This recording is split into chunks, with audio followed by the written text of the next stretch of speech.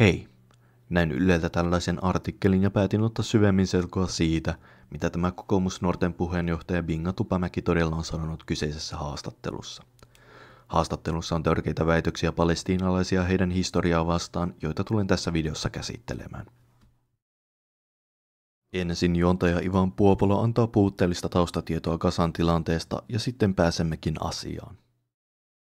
Gazan ja Israelin välinen sota ja konflikti, joka alkoi vuonna 1948 tai milloin lie, se saattaa olla ehkä yksi vaikeimmista, mitä ikinä on. Niin mitä sä oot ajatellut, kun sä oot seurannut näitä Gazan tapahtumia? Gazan tapahtumia, no tämä on jotenkin niin erillinen asia Gaza ja mä luulen, että vasemmistoliittokin, ei vasemmistoliitto pelkästään, mutta koko vasemmisto, mutta erityisesti vasemmistoliitto, joka on puhunut eniten palestiinalaisten asiasta myös ennen tätä lokakuun hyökkäystä 2023, niin he haluaa sekoittaa jotenkin koko palestiinalaiskysymyksen ja sitten, että Gaza on osa tätä palestiinalaiskysymystä, mitä se ehkä totta kai on. Eli tässä ei ole mitään sekoittamista. Gazassa asuvat ovat palestiinalaisia siinä, missä länsirannallakin asuvat ovat, joten Gaza ei ole tunkeutunut kysymykseen palestiinalaisten tulevaisuudesta, vaan se on sen osa. Mutta että tämä Gazan tilanne on niin jotenkin irrotettavissa ja ainutkertainen, koska siellä on oikeasti verta himoitseva terroristijärjestö. Gazan kaistalla verenhimoisin terroristijärjestö on ihan Israelin armeija. 60 000 kuollutta palestiinalaista ja yli 1 miljoona erittäin akuutissa nälänhädässä. Ei tarvitse paljon punnita nähdäkseen Israelin armeijan verenhimon. Täsmäinen kysymystä. Onko Israel mennyt liian pitkälle? Niin nyt justiinsa. Niin. No kun mä en tiedä, ja tämä on tämä, että kun poliitikko ei voisi olla sellaista mielipidettä kuin, että ei tiedä, mutta nyt rehellisesti pitää sanoa, että mä en tiedä, mulla ei ole kaikkea sitä aineistoa, mitä Israelilla on vaikka käsillä. Ja sitten se, kun kaikki se tieto, mikä tulee tuolta alueelta, on niin epäluotettavaa, mä en missään nimessä voi luottaa siihen, että mitä Hamas sanoo, että kuinka monta tuhatta siellä on kuollut. Joku 50 000, sehän on ihan älytön määrä. Gazan terveysministeriö laskee kuolleiden määrän laskemalla sairaaloihin ja ruumishuoneisiin saapuneet vainajat. Nämä numerot eivät heijasta todellista kuolleiden määrää, sillä kaikki ruumiit eivät saavu sairaaloihin tai ruumishuoneisiin. Myös on mainittava, että jopa Israelin tiedustelupalvelu itse käyttää näitä lukuja, myöntäen niiden olevan luotettavia. Gazan kaista on hyvin pieni alue, joten kun Israel pommittaa sitä välittämättä siviileistä, valtava määrä ihmisiä tulee varmasti kuolemaan. Että okei, se alkaa lähennellä jo sitä kohtaa, kun ihmiset ajattelee, että se on tilasto eikä tragedia, koska 50 000 ihmistä on ihan älytön, tai sellainen, että ei sitä voi käsittää. Ja sitten vielä, jos siinä on niin paljon niitä naisia ja lapsia. Mutta sitten taas, kun se viesti, mikä tulee Israelista, on hyvin päinvastainen, että he ovat yrittäneet nimenomaan minimoida niitä siviilien tappioita tai näitä, ja että se on hyvin vaikea niin kun olla tässä enkelikehän ympärillä ja sanoa, että Israel tekee näissä asioissa väärin, koska mikä sitten se vaihtoehto on. Hyvä vaihtoehto olisi palestiinalaisten alistamisen lopettaminen, jolloin heidän ei tarvitsisi turvautua väkivaltaan. Ja en mä halua kuulostaa siltä, että jotenkin mä oon hirveän apologistinen, että ei Israel voi tehdä mitään väärää. Ja kun tämä konflikti on niin sidoksissa siihen, että mikä on oikeisto ja mikä on vasemmisto. Että vasemmisto on hyvin paljon kiinni siinä palestiinalaiskysymyksessä ja oikeisto sitten vastapainona tarttuu siihen Israeliin. Siinä, mitä Gazassa tapahtuu, ei ole kyse oikeisto-vasemmistokonfliktista, mutta miten länsimaissa suhtaudumme palestiinalaisten kansanmurhaan, asettuiko vasemmiston tai oikeiston puolelle. Vasemmisto tunnustaa palestiinalaisten ihmisoikeudet ja vastustavat heidän kansanmurhaa. Oikeisto kieltää palestiinalaisilta ihmisoikeudet ja joko kieltää kansanmurhan tai oikeuttaa sen. Ja mä oon huomannut sen, että ihmiset ei enää ole hirveän avoimia millekään, ei rehellisiä oikein itselleen, vaan käytännössä vaan toitotaan sitä samaa propagandaa, mitä tulee molemmilta puolilta. Tupamäki itse syyllistyy Israelin valtion propagandan toitotukseen, sitä ilmeisesti huomaamattakaan. Mutta jos unohdetaan nämä luvut, se on totta, että niihin ei voi luottaa. Nythän esimerkiksi se oli YK:n humanitaarisen avun johtaja. Toivottavasti tämä meni oikein tämä hänen tittelinsä. Se tällä viikolla tiistaina sanoi, että Gazassa 2 vuorokauden aikana kuolee 14 000 lasta. Kunnes sitten BBC teki työnsä hyvin ja korjasi tämän, otti selvää, mistä todella oli kysymys. Niin kyse oli siitä, että tämä jokin YK:n-alainen järjestö oli tehnyt selvityksen, ja tämän selvityksen arvioiden mukaan on niin, että seuraavan vuoden aikana 14 000 lasta, alle 5-vuotiaista lasta, on Gazassa vaarassa joutua aliravittuun tilaan. Löysin tämän IPC:n tilannekuvan, josta YK:n humanitaarisen avunjohtaja Tom Fletcher sai tietonsa. Tilannekuvassa arvioidaan, että vuodessa on odotettavissa 71 000 aliravitsemustapausta ja 14 000 vakavaa aliravitsemustapausta 5-59 kuukauden ikäisissä lapsissa. Tom Fletcher puhui selvästi sivuun tätä tilannekuvaa katsoen, mutta mitä hän sanoi ei ole virallisen tutkimuksen lukuja, vaan niiden väärin tulkintaa, joten on turhaa väittää, että mitä hän sanoi invalidioisi kaikki viralliset laskelmat. Silti uskomattoman monta lasta on tällä hetkellä nälkäkuoleman partaalla Gazassa. 60 päivää ilman ruoka-apua jo nälkää kokevalla alueella tuottaa nälkäkuolemia. Selvästi Israelia tukeva Ivan Puopolo yrittää tällä invalidioida kaikki viralliset luvut, jopa kaikki kolmannen osapuolen vahvistamat luvut. Se ei todista, etteikö Gazassa laaja vakava nälänhätä ole erittäin mahdollinen, kuten IPC:n tilannekuvakin kertoo. Nälkäkuolemia tapahtuu Gazassa jo nyt, ja nälkäkuolemien määrä tulee vain kasvamaan ja kasvamaan, ellei apua saada Gazaan ilman Israelin terrorisointia. Joo, ja juuri tämän takia, kun siis vasemmisto turvautuu todella vahvasti siihen, että he luottaa ICC ja YK ja Amnestyn ja kaikkiin näihin kansainvälisiin järjestöihin. Pitäisikö meidän Tupamäen mukaan luottaa, jos ei neutraaleihin ihmisoikeuksiin ja humanitaariseen apuun perustuviin järjestöihin, niin Israelin itse siinä, mitä he tekevät? Käykö järkeen kysyä murhaajalta, onko hän murhannut, ja ottaa hänen sanansa totuutena? Niin nyt siihen me voidaan luottaa, kun Israel on sanonut, että se aikoo pakko siirtää nämä gaasalaiset pois Gazasta. Ja se on 2,2 miljoonaa ihmistä, ja tämä on siis tietysti ihan kiistatta sotarikos, niin meneekö se siinä liian pitkälle? Joo, on se kyllä kansainvälisen oikeuden silmissä sotarikos. Siis kun miettii Suomenkin kannalta, niin halutaanko me sellainen maailma, jossa sotarikoksia katsotaan läpi sormien. Mutta sitten toisaalta, niin mikä on sitten se vaihtoehto? Tässä Israel tarjoaa pysyvän ratkaisun sille konfliktialueelle. Pysyvä ratkaisu kuulostaa hyvin tutulta. Pysyvä ratkaisu tässäkin tapauksessa on totaalinen alueen etninen puhdistus. Palestiinalaisilla ei ole oikeutta palata takaisin koteihinsa tilanteen rauhoituttua. Heidän kotinsa on silloin jostain Brooklynista tulleiden siirtolaisten hallussa. I'm doing excellent. American? What do I look, Chinese? Yeah, from Brooklyn? You bet. On ollut itse asiassa koko ajan pieniä tällaisia terrori-iskuja, joista ollaan oltu hiljaa, että niillä on väliä, että sehän on vaan normaalia, että niinku arabit heittäytyy sinne ja tapaa ihmisiä, että siinä mitä nähdään. Mutta kun se oli niin iso se lokakuun isku, jossa oikeasti 1000 ihmistä niin lahdattiin, niin sittenhän siihen oli pakko reagoida. Lokakuun 7. päivänä tapahtunut siviilien tappaminen on hyväksymätöntä. On kuitenkin hyvä tietää, mistä lokakuun 7. päivän tapahtumat saivat juurensa, sillä mikään ei tapahdu tyhjiössä. Ei historiallisessa tyhjiössä, eikä materiaalisessa tyhjiössä. Palestiinalaiset eivät käytä väkivaltaa turhaan. He eivät tee iskuja Israelin irrationaalisesta terroristisesta verenhimosta. Heidän väkivallan käyttö Israelia vastaan on tulos Israelin harjoittamasta väkivallasta palestiinalaisia kohtaan. Palestiinalaiset eivät käytä väkivaltaa vain ilmaistakseen kokemansa alistusta. He käyttävät sitä keinona päästä eroon alistuksesta. Lokakuun 7. päivä oli oikeutettu vastarinta sionismia vastaan, suunnattuna valtaosa epäoikeutettuihin kohteisiin. Tämä ei siltikään valtuuta Israelin toimia eikä kumoa palestiinalaisten oikeutta vastarintaan.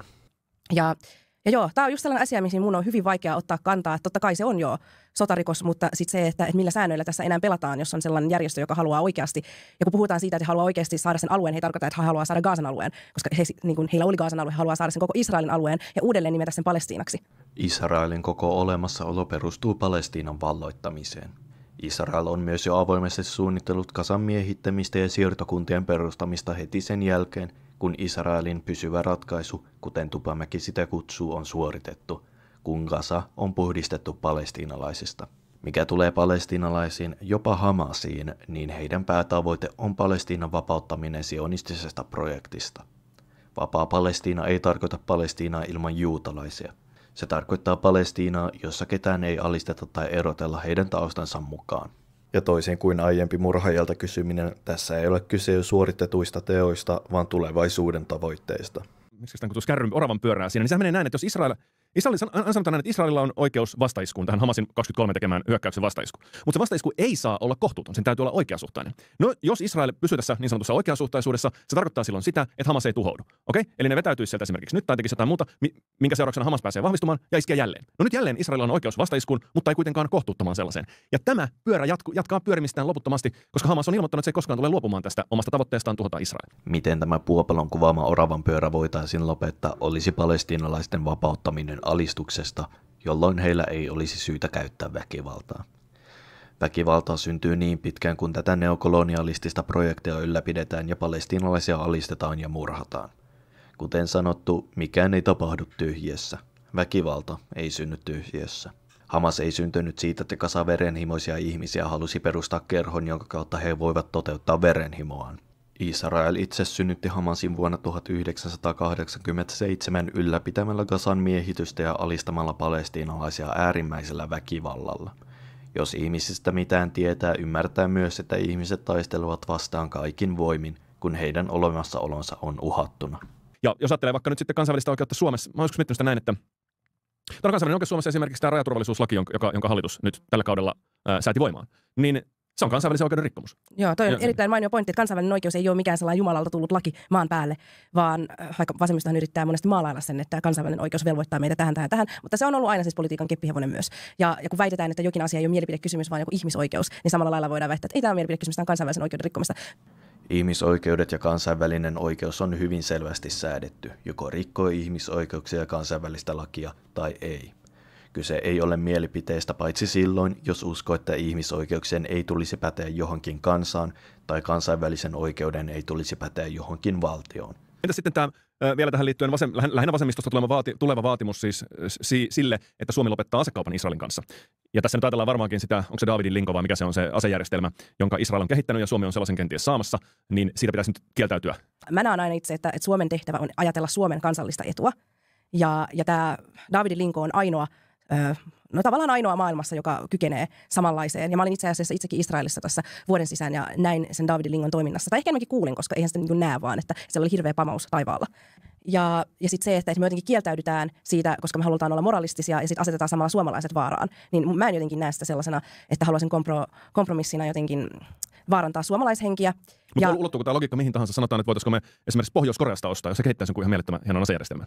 No en ehkä Pohjois-Koreasta, koska se on jotenkin niin selvää, että minkälaista siellä Pohjois-Koreassa on. Ja pohjoiskorealaiset, niin heidän niin kuin, maailmankuvansa on hyvin erilainen kuin suomalaisilla. 20 sekuntia sitten emme halunneet olla moralistisia, mutta kun kyse on Pohjois-Koreasta, niin yhtäkkiä omaksummekin moralismin. Tämä on ensiluokkainen esimerkki kaksinaismoraalismista. Niin, ja ehkä tähän Israeliin liittyen tulee mulla vielä mieleen se, että kun sanotaan, että Israel tekee siellä kansanmurhaa, niin se on loogista, kun katsoo, mitä todella tapahtuu. Heillähän olisi tietenkin mahdollisuus, ja siis varmaan muutamassa päivässä, lanata se, kaikki ihmiset kuoliaaksi siellä, jos se nyt todella olisi se tarkoitus. No sitten voi tietysti sanoa, että okei, ei ne voi sitä niin röyhkeästi tehdä, niiden pitää tehdä se pikkusen salaa. Israel tarvitsee sekä kansansa tuen että kansainvälisen tuen toiminsa, joten jos he suorittavat kansanmurhan niin ilmeisesti kuin ilmeistä voi olla, he menettäisivät tukensa. Näin olemmekin nähneet tapahtuvan viime aikoina.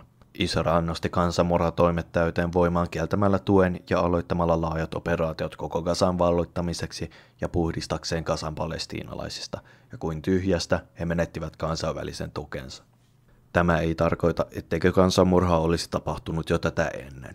Kansainvälisesti varsinkin eurooppalaisia valtioita kiinnostaa eniten miltä jokin asia näyttää, joten silloin kun Israelin toimet alkoivat näyttää enemmän kansanmurhalta kuin aiemmin, he kääntyivät Israelia vastaan.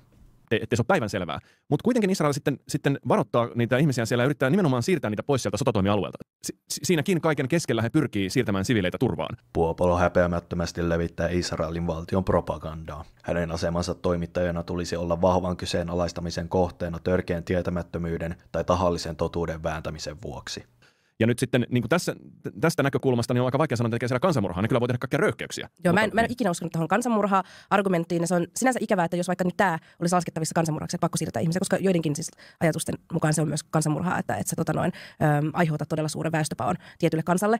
Niin siinä alkaa myös, siis se vasemmisto on jotenkin tämä kanta kansanmurhasta on ollut aivan liian vahva alusta alkaen, että se on syönyt kaiken uskottavuuden sitten tästä loppupuolestakin, että jos Israel oikeasti alkaisi tekemään nyt sitä kansanmurhaa, niin mun ja hyvin monen munkin on hyvin vaikeaa uskoa, että siellä on jotain kansanmurhaa, koska se kansanmurhan huutohan se oli ennen jopa sitä, kun Israel teki yhtään mitään siellä Gazassa tästä 2023 eteenpäin. Ennen kuin Israel teki yhtään mitään. Jos näin luulee, jos todella sisimmässään uskoo, että Israel ei ole ennen vuotta 2023 tehnyt mitään Gazassa, niin tarvitsee kunnon historian luennon, ja se tulee tässä. Vuonna 1947 alkoi palestiinalaisten pakkosiirto, joka tunnetaan nimellä Nakba. Vuonna 1948 Israelin valtio perustettiin ja Nakba kesti vuoteen 1949 asti.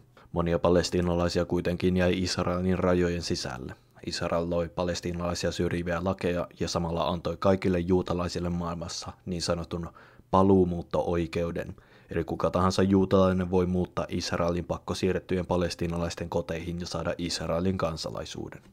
Vuonna 1967 Israel aloitti 6 päivän sodan Egyptin, Syyrian, Irakin, Jordanian ja Libanonin kanssa, joka johtaa juurensa Egyptin ja Israelin väliseen kahakkaan Suezin kriisistä alkaen. Sodan seurauksena Israel aloitti laittomat sotilasmiehitykset Syyrian, Jordanian ja tässä keskustelussa tärkeän Gazan kaistan alueella. Gazan kaista oli tätä ennen Egyptin miehityksen alla. Miehityksen aikana Israel perusti siirtokuntia näille alueille jälleen pakkosiirtäen tai murhaten alueella asuvia palestiinalaisia pois. Miehitetyillä alueilla olevat palestiinalaiset joutuvat sotilashallinnon alle, jolloin Israelin armeija kykeni tuomitsemaan mielivaltaisesti sotilaslain perusteella ketä tahansa palestiinalaista lähes mistä tahansa asiasta. Sotilaslaki ei pätenyt israelilaisiin. Israel otti myös käytäntöön systemaattisen palestiinalaisten kotien tuhoamisen. Sen lisäksi miehitykseen kuuluu jokapäiväistä ja systemaattista väkivallan käyttöä palestiinalaisia siviilejä kohti. Kun kansaa pitää kuristusotteessa, he taistelevat pois kaikin voimin. Olisi absurdia, että palestiinalaiset ilman mitään vastarintaa antaisivat kaiken tämän kansansa tuhoamisen tapahtua vapaasti. Vuonna 1987 alkoi väkivaltainen oikeutettu vastarinta Israelia ja sionismia vastaan. Ja tämä vastarinta oli intifada, ja intifadassa syntyi Hamas yhtenä vastarintaliikkeenä. Palestiinalaisilla on täysi oikeus vastustaa väkivaltaisesti miehitystä ja puolustaa itsemääräämisoikeuttaan. Fatah osana PLOta oli alun perin väkivaltainen miehityksen vastustaja, mutta myöhemmin passivoitui ja alkoi myöntäilemään Israelille. Fatahin passiivisuus johti Hamasin aktiivisen vastarinnan suosioon. Totta kai, he, jotka oikeasti taistelevat epäoikeudenmukaisuutta vastaan, olevat epäoikeudenmukaisuuden kohteiden suosiossa. Hamasin tultua valtaan Gazassa, Israel aloitti vuonna 2007 Gazan saarron. Vuonna 2022 Gazassa 78% vedestä oli juomakelvotonta, 62% tarvitsi ruoka-apua, 11 tuntia vuorokaudesta sähköt olivat poikki, ja tämän 15 vuoden aikana Israel jatkuvasti tappoi palestiinalaisia lyijyllä ja räjähteillä. Israelin olemassaolon aikana ei ole ollut mitään hetkeä, kun se ei ole tehnyt mitään Gazan kaistalla. Tupamäki ja Puopolo tässä 15 minuutin segmentissä latovat Israelin valtion propagandaa ilman huolenhäivää. On ihme, että vieläkin näinkin selvässä tilanteessa on ihmisiä, jotka kieltävät Israelin rikokset ja selvän kansanmurhan. Nyt minulla ei olekaan muuta sanottavaa, joten vapaa Palestiina ja nähdään ehkä joskus, jos tätä jaksaa toiste tehdä.